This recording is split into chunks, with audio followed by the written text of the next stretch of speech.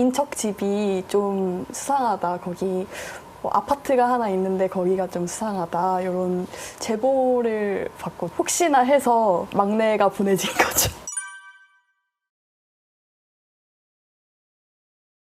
뻗치기를 몇 시간 정도 하셨던 거예요? 오전부터 가서 아파트 주소 같은 거는 모르고 그냥 일단 가가지고 거기가 생각보다 대단지였어요. 동이 10개가 막 넘고 이런데 걸어서 이렇게 두 바퀴 돌면서 사람들을 만난 거죠. 거기 아파트에 오래 산 사람들도 있었고 경비원 분들도 계셨고 환경미화원 청소 담당하시는 분들도 계셨고 여쭤봤죠. 좀 수상한 경찰이나 검찰이나 이렇게 온 거가 없냐 물어봤더니 점점 뭔가 얘기가 들려오기 시작하는 거예요. 윤석열 대통령 시계를 차고 자랑한 사람이 있었다. 형사가 왔는데 이 사람을 찾더라. 그런데 이 사람이 되게 멋쟁이고 되게 명품을 많이 하고 다닌다더라. 이런 소문들을 하나씩 거기서 현장에서 모으기 시작했던 거예요. 그 멋쟁이라는 분이 이 김건희 오빠 김진우의 장모라는 분. 네네네. 특검에서 며칠 전부터 이 아파트에 와서 CCTV를 이렇게 확인을 했다고 한다. 이런 얘기까지 들었을 때 이제 여기가 현장이 맞구나 라는 확신이 들었고 그래서 거기를 좀 특정해서 밖에서 기다리고 있었던 거죠.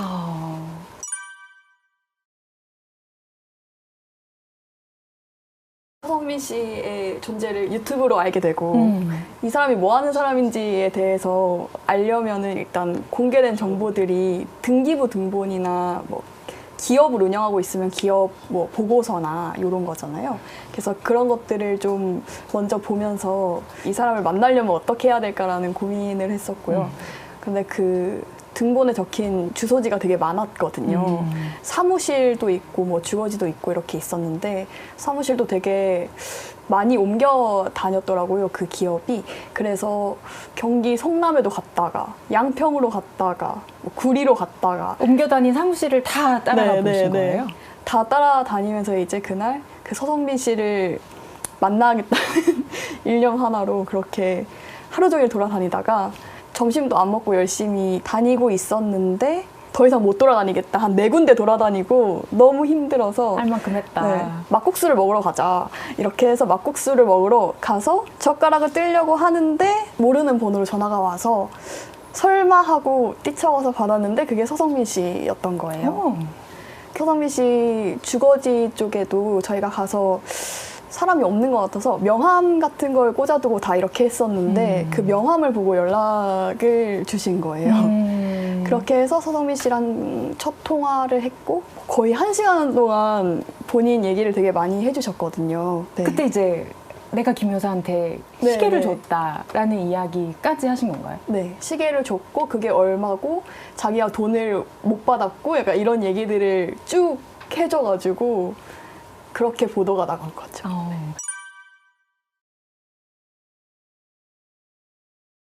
그거를 발견하기 딱 전주에 이제 서성민 씨를 찾아 헤매던 그 일주일이었거든요. 그래서 그때 그 어떤 시계인지 이런 것도 서성민 씨가 얘기를 해줬기 때문에 이 모델이다 이런 걸 보고 이 모델이 되게 특이한 디자인이었어요. 드라이브 워치라고 해가지고 시간이 써져 있는 방향이라든지 각도 이런 게 다 다르고 이래서 정말 특이한 시계구나 이렇게 생각을 하고 이제 특검팀에 온 이래로 제가 헬스장 등록을 해놓고 헬스장을 가지를 못했어가지고 주말에 그래도 이제 살기 위해 운동을 해야겠다, 헬스장에 가야겠다라고 생각을 해서 그냥 그런 생각들을 가진 채로 운동을 하러 갔죠. 천국의 계단이라는 그 운동 그 머신이 있어요. 요새 많이 하는. 네. 그게 딱 이제 유튜브 보면서 하기 좋은 운동이거든요. 유튜브를 틀어놓고 그냥 운동을 하고 있는데 특검팀에 온 이후로 제 유튜브 알고리즘이 많이 변질이 됐다고 해야 될까요? 그 윤석열, 김건희 키워드를 넣어서 검색을 많이 하니까 이제 자연스럽게 그런 영상들이 추천돼서 막 딸려오잖아요. 고가 가방 전달 영상도 그 알고리즘 속에 있어서 정말 오랜만에 그거를 이제 다시 시청을 한 거네요. 네. 땀을 막 흘리면서 그거를 보고 있는데 시계를 차고 있는 거예요. 그런데 그 시계가 되게 많이 보던 시계인 거죠. 그 전주에 하루 종일 쫓아다녔던 그 시계였던 거죠. 그래서 그걸 보자마자 혹시? 이러고 머신을 끄고 내려와서 이렇게 보기 시작했어요. 확신을 가졌었어요? 이거 내가 봤던 그 시계다.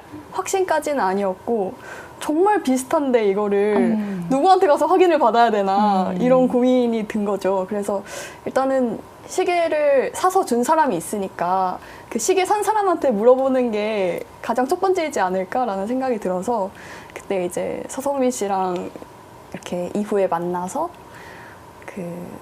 이 시계가 맞는 것 같냐 이렇게 그 사진을 좀 크게 해가지고 캡처를 해서 그 사진을 좀 보여줬어요.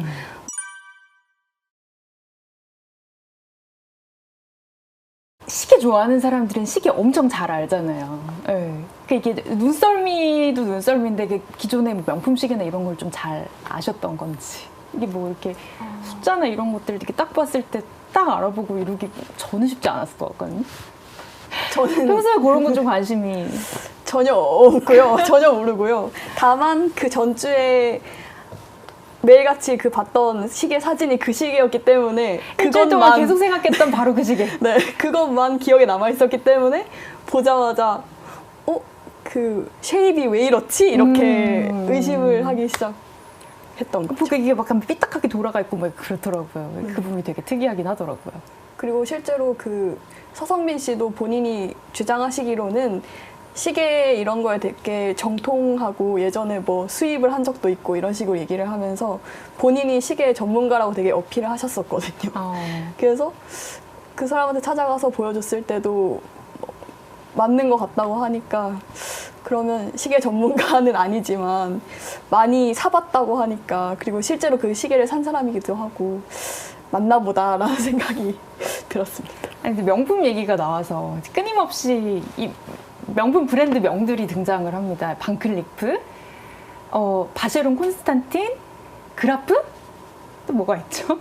기존에 좀 알고 있던 그런 명품 브랜드들이었어요. 관심이 좀 있으셨는지. 저는 반클리프까지는 알았어요. 저는 샤넬백만 알았어요. 배지영 기자는? 저도 샤넬이랑 반클리프까지만 알았고 그 다음은 진짜 잘 모르는 브랜드였어요. 아니 너무 궁금한 게 김 여사의 인척, 그러니까 오빠 김진우의 장모집, 거기 압수수색할 때 거기 KBS 취재진이 가 있었어요. 그리고 이 반클리프 아펠 목걸이로 추정되는 물품을 가지고 나가는 모습 저희가 다 촬영을 했고 이후에 다시 들어가서 큰 박스를 가지고 또 나오는 모습 저희가 포착을 했었고 갖고 나온 물건이 반클리프 아펠 목걸이라는 거를 언제 아셨는지. 반클리프 아펠이라는 건 몰랐었고요. 그러니까 처음에는 뭐 목걸이나 고가 장신구라 하면 당연히 먼저 떠올랐던 거는 그 당시에는 이제 아까 말했던 통일교 그라프 목걸이지 않을까라는 생각은 했었었는데 근데 일단 좀 복합적으로 좀 저희가 다각면에 취재를 하다 보니까 압수수색을 집행하고 그렇게 됐다 보니 오히려 좀 사건 당사자 그러니까 뭐 관계인들한테 그 목걸이가 반클리프 아펠 목걸이다 라는 얘기를 들었고 다만 그게 모조품일 거라고 얘기를 들었었어요 저희가. 그래가지고 네. 누구한테 들으셨는데요? 그거는 영업 비밀? 예, 그냥 사건 관계인으로만 아니면 그러니까 이제 피압수수색 당사자라고 표현을 하면 될 것 같아요. 네, 그냥 그래서 피압수수색 당사자? 네, 그러니까 당하신 분인 거죠. 네, 그러니까 압수수색을 수사기관이라기보다는 그래서 더더욱 좀 더 신빙성이 있다 생각했었고요. 네, 당사자가 얘기를 하시는 것보다 보니까 이게 모조품이라는 거를 알 수 있는 방법은 저도 이번에 알게 됐는데 이른바 명품들은 다 이 시리얼 넘버? 네, 다 이 제품마다 고유의 넘버들이 있고 이게 없으면은 그럼 소위 짝퉁이다 이렇게 되는 거죠. 그러니까 그 확인 과정을 거쳐서 특검도 이게 짝퉁이다라는 거를 알게 된 건가요? 그죠. 그러니까 그 일련 번호가 그 목걸이 자체에 있어야 하는데 그것마저 없던 되게 조악한 모조품이었던 거고 실제로 저희가 그 모조품 발견 이후에도 뭐 귀금속 거리나 이런 데 가가지고 모조품 시장이 뭐 어떻게 돌아가는지 이런 거를 또 저희 취재팀에서 또 나가서 취재를 했었는데 그런 뭐 일련 번호는 진짜가 아니라도 그런 것까지 따라하는 되게 고가의 모조품이 있고 또 저가 라인의 모조품이 있고 이런데 그거는 그 일련 번호조차 없던 되게 저가 라인의 모조품이었다라고 좀 네, 치가 됐습니다.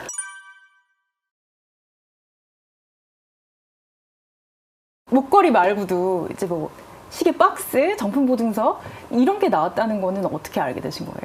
일단 저희가 통상적으로 생각하는 게 목걸이 하나만 갖고 가면 조그만 박스 하나만 집행이 될 거잖아요. 근데 저희 배지현 기자가 봤던 것처럼 여러 물품들이 많이 이제 박스가 많이 있었다는 것에서 아 여러 물품들이 당연히 통상적으로 있겠구나라는 것들이 들었고 또 그 압수수색을 당하셨던 관계자들로부터 네, 참 많은 물품들이 있었다라고 얘기를 하시더라고요. 네, 약간 뭐 좀 속칭 얘기하면 뭐 보물 창고 약간 이런 느낌처럼도 있어가지고 네, 그래가지고 여러 개들이 있었는데 다만 그것들이 무엇인지까지는 저희가 특정하지는 못했었고요. 그때 근데 여러 개가 있다는 걸 일단 열어두고 일단 취재를 좀 임했던 것 같습니다.